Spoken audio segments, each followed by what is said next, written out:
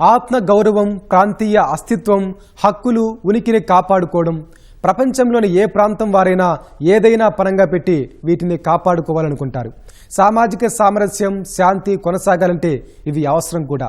అయితే ఈశాన్య భారతంలోని మణిపూర్ వాసులు వీటిని కోల్పోతున్నామని ఆందోళన వ్యక్తం చేస్తున్నారు. కారణం పొరుగు దేశాలైన మయన్మార్, బంగ్లాదేశ్ నుంచి ఉప్పెనలా వస్తున్న అక్రమ వలసలు. ఏటికేటా వాటి సంఖ్య భారీగా పెరుగుతోంది.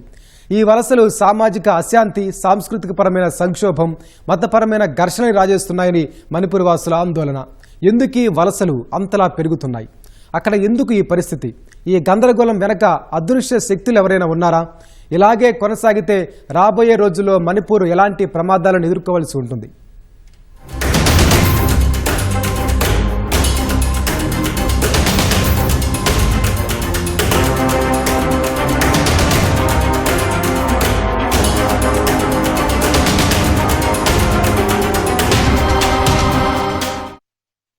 (2023) దాదాపు ఏడాది పాటు కుకీ, మైతేయి తెగల మధ్య ఘర్షణలతో అట్టుడికిన రాష్ట్రం మణిపూర్. ప్రస్తుతం పరిస్థితులు ప్రశాంతంగా మారినా ఆ రాష్ట్ర ప్రజలు మరో కొత్త సమస్యతో ఆందోళన చెందుతున్నారు. పొరుగున ఉన్న మయన్మార్, బంగ్లాదేశ్ నుంచి పోటెత్తుతున్న అక్రమ వలసలతో మణిపూర్ వాసులు పడుతున్న ఇబ్బందులు అన్నీ ఇన్నీ కావు. ఈ వలసలతో ఇటీవల అక్కడ జనాభా ముఖచిత్రమే మారిపోయింది. ఇదే ఆందోళనతో సమాజంలోని వివిధ వర్గాల్లో సామాజిక గందరగోళం, సంక్షోభం, మతపరమైన ఉద్రిక్తతలకు కారణమవుతున్న ఈ సమస్యను సత్వరమే పరిష్కరించాలని indigenous peoples forum Manipur IPFM ప్రభుత్వానికి విజ్ఞప్తి చేసింది. వలసల కారణంగా మణిపూర్ వాసుల ఉనికి, గుర్తింపు, సంస్కృతి, హక్కులకు ప్రమాదం ఏర్పడుతోంది. అక్కడ శాంతి, సామరస్యం కాపాడడంలో కూడా ఇబ్బంది ఎదురవుతోంది. అక్రమ వలసలు మణిపూర్ సామాజిక, ఆర్థిక, రాజకీయ వ్యవస్థపై ప్రతికూల ప్రభావం పడుతోందని IPFM మొరపెట్టుకుంది.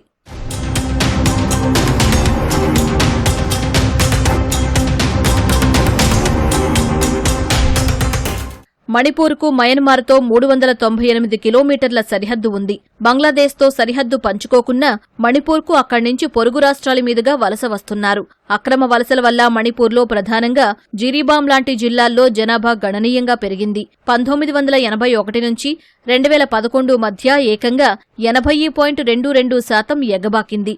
జిరీబామ్ జనాభాలో ముస్లింల జనాభా గణనీయంగా పెరగడం అక్కడి ప్రజల సంస్కృతి, భద్రతకు భంగం వాటిల్లడమే కాక వనరుల పంపిణీలో సవాళ్లు ఎదురవుతున్నాయి. అక్రమ వలసల వల్ల సాధారణ జనాభా పెరుగుదల రేటును మించి మణిపూర్ జనాభా పెరుగుతోంది. కొండ ప్రాంతాల్లోని జిల్లాల్లో 1969 నుంచి 2001 మధ్య గ్రామాల సంఖ్య అనూహ్యంగా పెరగడానికి వలసలు కారణమయ్యాయి. మణిపూర్ భారత్లో విలీనమైన తర్వాత అక్కడి గ్రామాల సంఖ్య అసాధారణంగా పెరిగింది. 2001-11 మధ్య అది 24.5%గా ఉంది.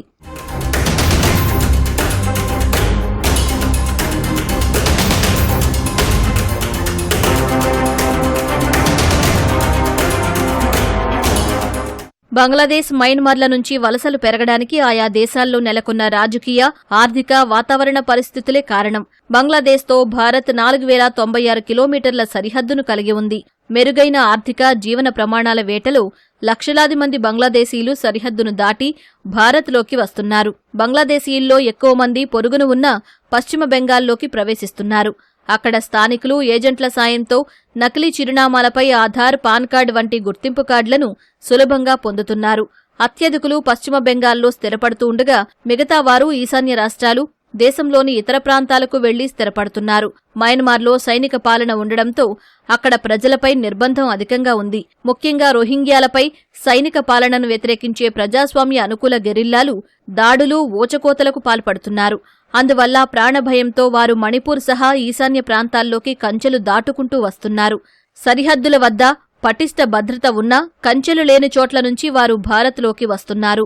మయన్మార్ అలాగే బంగ్లాదేశ్ నుంచి ఇంతకు ముందే మనకు ఆర్మ్స్, టెర్రరిజం యొక్క ఇన్సిడెంట్స్ అన్నవి మనం క్రితం డెకేడ్స్లో చూడడం జరిగింది. అలాగే డ్రగ్స్, అలాగే ఆర్గనైజ్డ్ క్రైమ్స్ అన్నవి ఈ దేశాల నుంచి ఈశాన్య భారతంలో ఉన్న యూత్ పైన తీవ్రమైన ప్రభావం చూపించే అవకాశం కూడా ఉంది.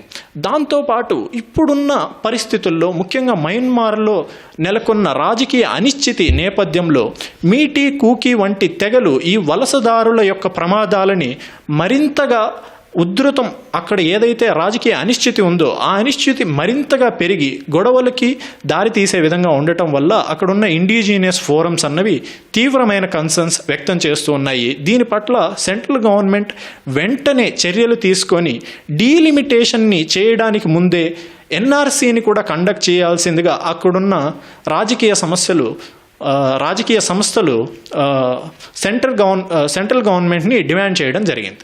2023లో మణిపూర్ జాతుల వైరంతో అట్టుడికింది.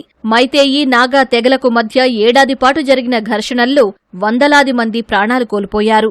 ఇప్పటికీ మణిపూర్ జాతుల వైరంతో నివురుగప్పిన నిప్పులా ఉంది.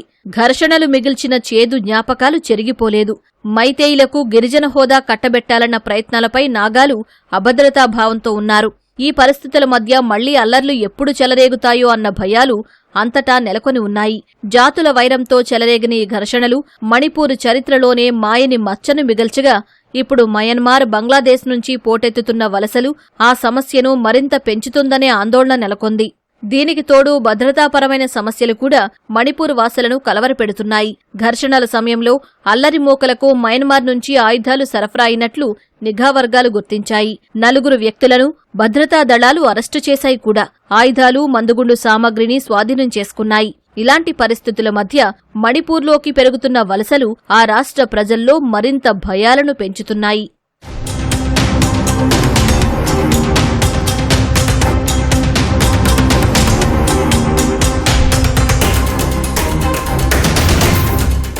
అక్రమ వలసలు ఒక్క మణిపూర్ సమస్యే కాదు, దేశమంతటా ఇది విస్తరించింది. బంగ్లాదేశ్, మయన్మార్ల నుంచి అక్రమంగా వలస వస్తున్నవారు ప్రధానంగా పశ్చిమ బెంగాల్, ఈశాన్య రాష్ట్రాల్లో స్థిరపడుతున్న ఇతర రాష్ట్రాలకు కూడా వెళుతున్నారు.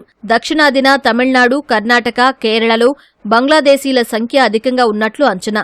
వలసదారులు ప్రధానంగా ఆతిథ్యం, జౌళి రంగాలతో పాటు జంతు వధశాలల్లో పనిచేస్తున్నారు.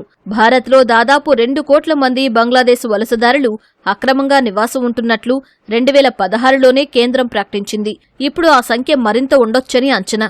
వలసదారుల్లో కొందరు మాదక ద్రవ్యాల రవాణా వంటి చట్ట విరుద్ధ కార్యకలాపాలకు పాల్పడుతూ దేశ భద్రతకు ప్రమాదంగానూ మారుతున్నారు. వలసదారులను వెనక్కి పంపుతామని ప్రభుత్వాలు పదే పదే చెబుతున్నా ఆ దిశగా ప్రయత్నాలు మాత్రం ఆశించిన మేర జరగడం లేదు. కేంద్ర హోంశాఖ లెక్కల ప్రకారం 2015-19 మధ్య 21,348 మంది బంగ్లాదేశ్ అక్రమ వలసదారులను కేంద్రం వెనక్కి పంపింది. 2015తో పోలిస్తే 2019 వరకు ఆ సంఖ్య క్రమంగా తగ్గుతూ వచ్చింది.